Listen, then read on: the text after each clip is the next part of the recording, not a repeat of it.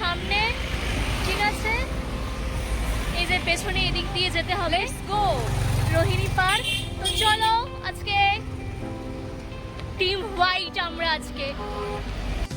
So আমরা বাস থেকে নেমে পড়েছি একদম রোহিণী পার্কের ঠিক সামনেই। তো চলুন রোহিণী পার্কের দিকে যাওয়া যাক।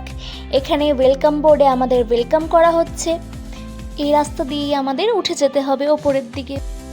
গন্তব্যস্থল কতটা সুন্দর হবে তা জানি না, কিন্তু গন্তব্যস্থলে পৌঁছানোর আগের এই দৃশ্য খুবই সুন্দর। ওই যে সামনেই দেখতে পাচ্ছি পার্কে ঢোকার মেন গেট। এবার পার্কের ভেতরে ঢুকবো, এটা ভেবে আমাদের খুবই মজা হচ্ছে। তো এবার আমরা পার্কের দিকে এগিয়ে যাচ্ছি। এই দিনের ওয়েদারটাও ছিল খুব সুন্দর, রোদ ঝলমলে আকাশও ছিল। আমার তো এতদিন পর ঘুরতে এসে খুশির ঠিকানা নেই। এই যা ছাতাটা উড়েই গেল। মেন রোড থেকে ওপর দিকে উঠে আসতেই দেখুন কি দারুণ দৃশ্য।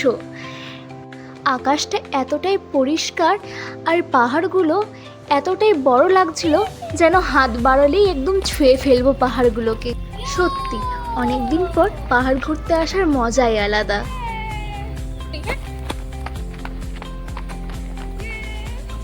এই যে এটাই সে মেন দরজা, যার ওপারে আছে আসল পার্ক।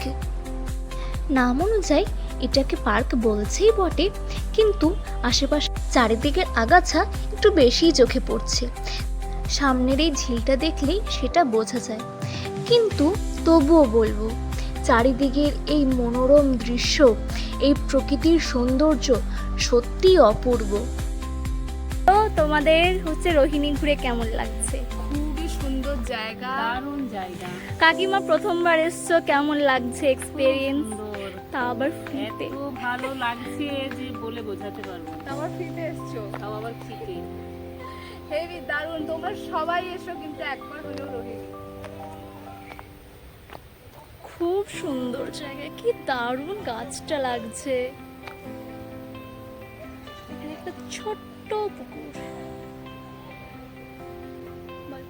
আমরা এখন একটু রিল্যাক্স করব, তারপরে অন্য কোথাও যাওয়ার কথা ভাববো। এত সুন্দর অ্যাম্বিয়েন্স, এত সুন্দর জায়গা। এরপর আমরা চলে যাব আরেকটু ওপরের দিকে, যেখানে পাহাড়ের ওপরে আছে একটি ছোট্ট মন্দির। আর এই মন্দিরকে ঘিরে রেখেছে এই বড় বড় পাহাড়গুলো। দেখুন ওই বাড়িগুলোকে কি ছোট্ট ছোট্ট দেখা যাচ্ছে, তাই না? চলুন, মন্দির দর্শন হয়ে গেছে, এরপরে আমরা চলে যাব হচ্ছে রোহিণী লেকে।